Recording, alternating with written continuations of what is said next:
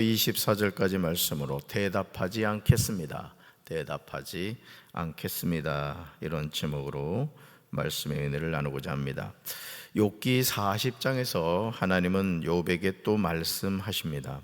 하나님은 하나님의 지혜로 세상을 창조하시고 하나님의 능력과 섭리로 만물을 다스리신다는 사실을 욥에게 확증시켜 보여진 첫 번째 말씀이 욥기 38장과 39장에 나오는 내용의 결론이라 할 수 있습니다. 하나님은 욥기 40장 2절에서 욥을 향하여 다음과 같이 말씀하십니다. 같이 읽습니다. 트집 잡는 자가 전능자와 다투겠느냐? 하나님을 탓하는 자는 대답할지니라. 아멘. 하나님은 욥을 향하여 트집 잡는 자, 탓하는 자라고 하심으로 욥의 태도와 특성을 묘사하고 있습니다. 이것은 그동안 욥이 자기의 무죄성을 주장하며 친구들과 논쟁을 해왔던 욥의 태도가 문제가 있었음을 보여주는 것입니다. 그러므로 트집 잡는 자인 욥이 전능자와 다투겠느냐고 묻고 있는 것은 욥이 자신의 지혜와 순전함으로 결코 하나님과 항변하여 싸울 수 없음을 강조하고 있는 것입니다. 너무도 당연한 말씀이 아닙니까? 이 세상에서 사람이 하나님을 탓한다는 것은 말이 되지 않습니다. 하나님의 이 말씀에 대해서 욥은 욥기 23장 7절에서 하나님 앞에서 변론하겠다는 태도를 바꾸어 조용히 침묵하는 것을 보게 되죠. 특히 욥기 40장 3절과 4절에서 욥은 이렇게 대답합니다. 같이 읽습니다. 욥이 여호와께 대답하여 이르되 보소서 나는 비쳐나오니 무엇이라 주께 대답하리까? 손으로 내 입을 가릴 뿐이로소이다. 아멘. 이제 욥은 하나님 앞에서 자신의 연약함과 무지함을 스스로 인정하고 있습니다. 엘리바스 빌다 소발이 욥을 향하여 너는 악을 행했어. 너는 죄인이기 때문에 너의 삶에 이런 고난이 임한 거야. 재산이 다 없어지고 자식 다 죽고 네 몸은 병들고 막 여러 가지 이제 정죄를 하잖아요. 무슨 관점? 권선징악 인강보의 관점으로 막 정죄하죠. 엘리오도 또한 그렇게 합니다. 그러니까 욥이 이제는 친구들하고 얘기하지 않고 누구하고 얘기하겠다? 하나님과 얘기하겠다. 그런데 막상 하나님과 이야기하니까 말이 돼야 한대요. 말이 안 되죠. 사실 우리가 하나님 앞에 제가 여러분들한테 이렇게 지금 이해할 수 없는 일들이 일어났을 때 메모해 가지고 가서 천국 가서 물어보라고 했잖아요. 하나님 왜 그때 그러셨냐고. 그런데 사실 우리가 하나님 앞에 서면 입이 10개, 10,000개라도 할 말이 없어지죠. 그냥 은혜밖에 없는 거죠. 사실 우리가 이 육신의 장막을 보고 벗고 천국 문에 들어갔을 때 정말 그 감격과 감동의 그 고백이 있게 될 겁니다. 아멘. 그러니까 여러분들이 어떻게 보면 그런 것 같아요. 우리가 이 세상을 살아가면서 우리 삶의 목적이 뭔가라고 했을 때 여러분 한번 그런 생각해 본 적 없어요? 그 보통 이제 우리가 드라마나 영화나 책을 읽으면 보통 그러잖아요. 신데렐라가 나중에 그 임금님하고 다시 재회해가지고 행복하게 살았더래요. 이제 그러잖아요, 그죠? 근데 우리가 이 세상에 아무리 행복하게 살아도 어떻게 해요? 결국은 떠나야 할 장소죠.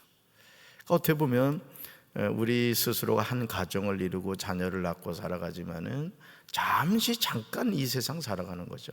결국 주님이 우리에게 주시고자 하는 나라는 어디예요? 이 세상이 아니죠. 영원한 하나님의 나라죠. 이스라엘 백성들이 40년 동안 광야에서 하나님의 훈련을 받은 이유는 어디 들어가기 위해서?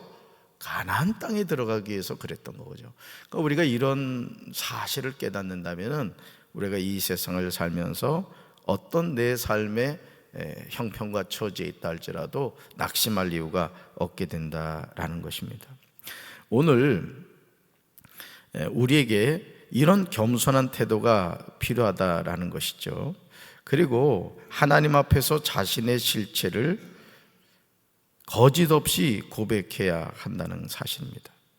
그래서 이것이 사는 길인데요. 자, 욥이 이렇게 말하죠. 저는 비천한 사람입니다. 제가 무엇이라고 감히 주님께 대답할 수 있겠습니까? 다만 손으로 입을 막을 뿐입니다. 그냥 하나님하고 이제 얘기하겠다, 그 당당했는데 하나님이 38장부터 여호와께서 욥에게 말씀하시잖아요. 하나님 말씀을 듣고 보니까 할 말이 있어요, 없어요? 할 말이 아무것도 없는 거예요. 야, 내가 참 미천한 존재구나.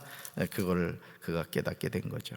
욥은 하나님의 능력 앞에서 자기의 무지를 깨달았습니다. 그래서 자신이 과거에 저질렀던 경솔함과 자기 합리화에 대한 부끄러운 표시로 손으로 자기 입을 가리는 거죠. 욥은 자신이 하나님 앞에서 도무지 설 수 없는 비천한 존재임을 깨달은 거예요. 그러니까 우리가 신앙생활하면서 왜 겸손해야 되느냐? 정말 하나님이 공의의 하나님으로서 저와 여러분을 바라보면 죄덩어리거든요. 우리가 온전한 사람이 어디 있습니까? 그렇죠? 우리가 뭐 사람이 얼굴 깨끗하게 씻고 뭐 샤워하고 이런다고 깨끗한 척하지만은 여러분, 우리 몸 안에 뭐가 있어요? 예? 몰랐구나. 똥이 있습니다. 여러분 몸 안에 지금 다 똥이 들어있다고. 그러니까 우리 존재가 그런 존재예요. 그러니까 사람이 죽으면 어떻게 해요? 바로 부패하는 겁니다.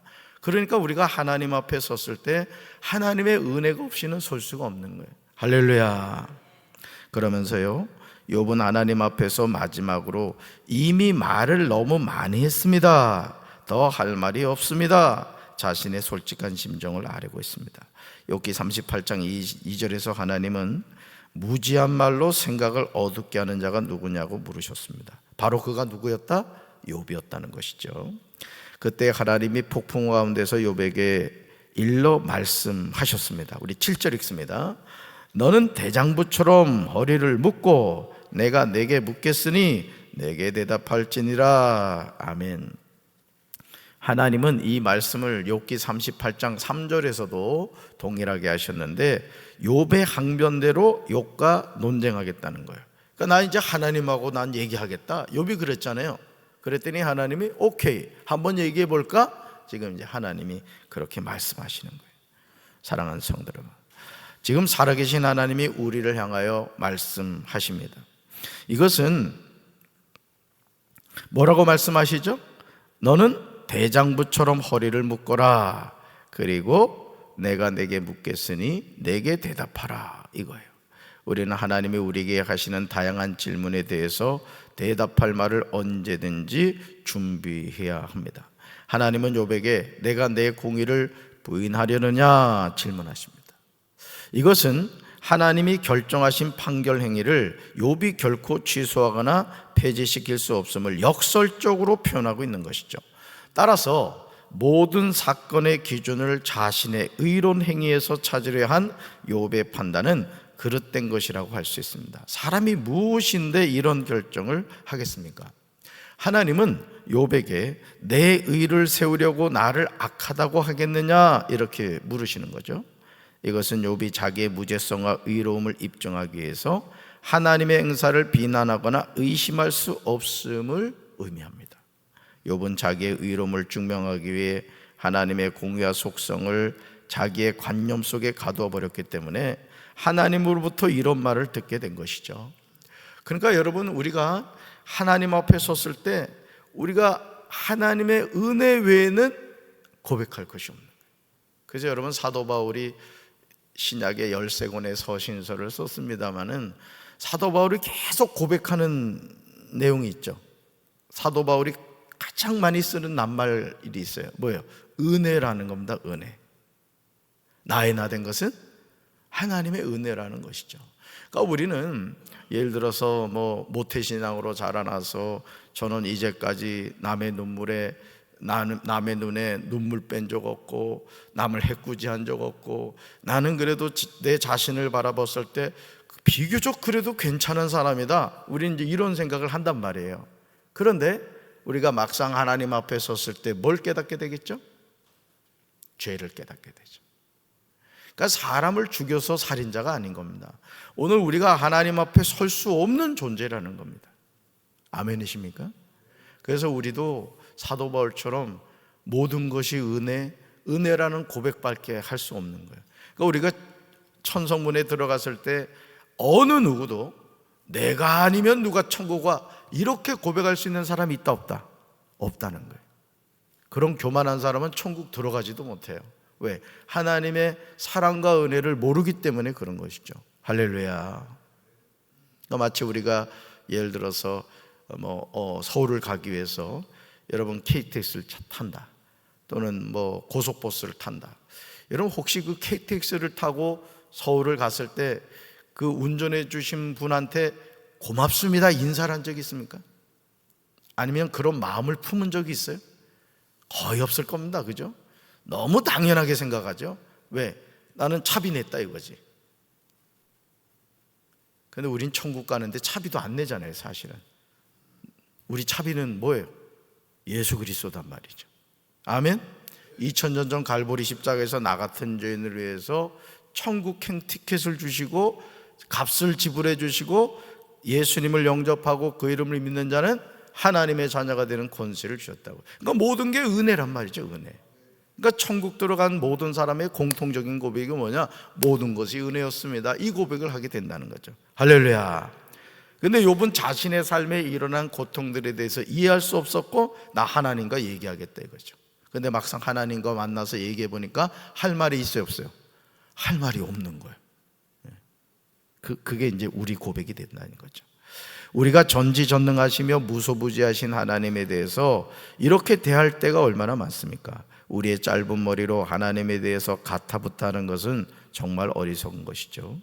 우리는 하나님이 베푸시는 은혜를 통하여 하나님을 알게 됩니다. 하나님이 자신을 드러내고 보여주지 않는다면 우리는 하나님을 알 수 없는 거예요.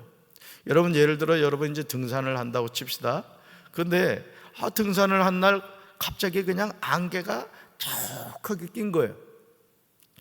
그래서 분명히 내가 어느 산을 가는데 보이질 않아요. 여러분 안개가 꼈다고 산이 없어요? 분명히 있단 말이에요. 그 안개 뒤에 산이 있단 말이죠. 근데 우리 눈으로는 보여 보이잖아요. 안 보이는 겁니다. 오늘 우리가 이 신앙의 여정도 마찬가지입니다. 하나님이 확 보여주시면 좋은데 하나님이 나에게 주실 축복을 보여주시면 어느 누가 하나님 잘 믿지 않겠어요? 보이질 않아요. 그러니까 뭐 가지고 가는 거야? 거기 산이 있음을 믿고 가는 거죠. 우리 믿는 사람에겐 그걸 뭐라 해요? 믿음이라고 하는 게 믿음. 아멘이십니까? 그래서 그 믿음을 확증시켜 주는 것이 뭐냐? 성경 66권이란 말이에요. 그래서 우리가 이 말씀을 꾸준히 읽고 묵상하고 배우면 더 우리의 믿음이 굳세지는 거죠. 할렐루야. 이런 은혜가 여러분에게 함께 하시기를 주님의 이름으로 축원합니다. 욥기 40장 9절에서요 하나님이 욥에게 물으십니다. 같이 읽습니다. 내가 하나님처럼 능력이 있느냐? 하나님처럼 천둥 소리를 내겠느냐? 아멘. 하나님은 욥에게 자신처럼 이 세상과 만물을 지배하고 다스리는 능력이 있느냐고 물어보신 거예요. 욥에게 이런 능력이 있어요 없어요? 없습니다. 여러분에게 있어요 없어요? 없습니다. 그러니까 우리는 하나님 의지하지 않고는 살아갈 수 있다 없다? 없다라는 거예요. 그러므로 인간에게는 결코 하나님 같은 능력이 없을 뿐만 아니라 하나님의 공의에 대해서 비난하거나 질문을 제기할 권리가 없음을 나타내고 있는 거예요. 또한 인간인 욥은 천둥 소리를 바라기는커녕 하나님의 음성 앞에서 두렵게 떨 수밖에 없다는 것이죠. 우리는 스스로 능력을 갖출 수가 없어요. 스스로. 그러니까 여러분 예를 들어서 우리가 이제 스마트폰을 많이 씁니다만은 여러분 스마트폰을 쓰신 분이 저녁에 주무시면서 꼭 하는 행위가 있죠. 뭘 하세요? 충전기에 꼽습니다. 저녁에 자면서 충전기에 꼽지 않으면 다음날 스마트폰 못 써요. 마치 우리 삶은 그렇습니다. 내게 능력 주시는 자 안에서 내가 모든 것을 할 수 있는 거예요. 그러니까 능력을 누가 주는 거예요? 하나님이 주는 겁니다. 여러분이 이 새벽에도 이 새벽 제단을 누구 힘으로 나온 거예요? 하나님 주신 능력으로 나온 거라고. 아멘? 그 능력이 없는 사람은 지금 자빠져 자고 있는 거예요. 그러니까 항상 우리가 24시간 누구 능력으로 살아야 된다? 하나님 능력으로 살아야 돼요. 자기 힘, 자기 능력. 여러분 운전할 때 절대 저기 건방 떨지 마라. 건방 떨지. 항상 겸손하게 운전해야 돼. 믿습니까? 그리고 5초 기도 꼭 하고, 5초 기도. 하나님, 제가 운전합니다. 지켜주세요. 몇 초 걸렸어? 3.5초 걸렸잖아. 그러니까 항상 여러분 5초 기도한다는 게 뭐냐면 미신적인 행위가 아니라 하나님, 이 운전대는 하나님이 지금 하시는 겁니다. 이 고백을 하라는 얘기예요. 할렐루야. 모든 게 그렇습니다. 모든 게. 하나님이 우리에게 능력 주셔야 할 줄로 믿습니다. 사도행전 1장 8절에서 예수님은 제자들에게 분명하게 말씀하셨습니다. 같이 읽습니다. 그러나 성령이 너에게 내려지면 너희는 능력을 받고 예루살렘과 온 유대와 사마리아에서 그리고 마침내 땅끝까지 이르러 내 증인이 될 것이다. 아멘. 그러나 성령이 너에게 내리시면 너희는 뭘 받고? 능력을 받고. 이 능력을 받아야 되는 거예요. 이 능력. 이 능력을 받아야 우리가 하나님의 자녀로 살게 되고요, 마침내 땅끝까지 이르러 예수님의 증인이 된다는 거죠. 그러니까 우리가요, 주님의 일을 할 때도요, 내 힘, 내 경험으로 하잖아요. 그러면은 하나님을 못합니다. 그런 사람들이 많을수록 교회는 시끄러워지는 거예요. 저는 제가 여러분들한테 여러 번 고백을 하고 얘기를 했습니다마는 저는 이 사도행전 1장 8절의 역사가 우리 교회에 일어나야 돼요. 아멘이십니까? 여러분, 성령이 역사하시면 되는 거예요. 그러니까 오늘도 주님의 몸된 교회는 어떤 교회가 좋은 교회냐? 하나님이 역사하시는 교회가 좋은 교회입니다. 서울 강남에 있다고 좋은 교회가 아니에요. 여러분이 기도하는 제단에 하나님이 역사하시고 말이죠, 병든 자가 치료되고 귀신이 쫓겨나고 말이죠, 하늘문이 열려서 하늘의 신령한 복과 땅에 기름진 복이 임하고 말이죠. 아멘이십니까? 평안하에 든든히 서가는 교회, 구원받는 영혼이 날마다 더해지는 교회, 성령의 바람이 부는 교회, 부흥의 불길이 타오르는 교회. 여러분, 우리 교회가 그런 교회가 되어야 될 줄로 믿습니다. 그 시작이 뭐다? 성령이 너에게 내리시면, 임하시면 이거란 말이에요. 그 구해야 돼요, 구해야 돼요. 구해야 되는 거예요. 충만해야 돼요, 충만해야 돼요. 충만해야 되는 거예요. 그러니까 신앙생활 하면서도 흐리뭉텅하게 하지 말라고요. 똑 부러지게 하라고요, 똑 부러지게. 예수 믿는 사람이 어깨 펴고 말이야. 어깨 한번 펴봐, 어깨 펴봐. 그냥 어깨 없는 줄 알았지?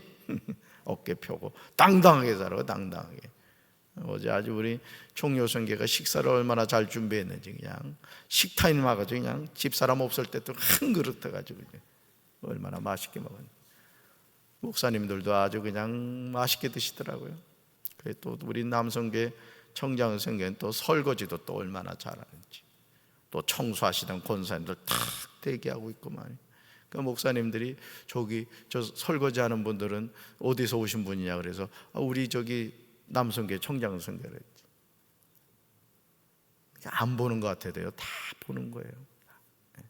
그래서 제가 늘 평소에, 어제도 보니까 금요일 날 미리 와서 청소하시는 그 선교가 있더라고. 나도 어제 저녁에 와가지고 청소기 한참 돌렸어. 손영석 권사하고 저기 누구요?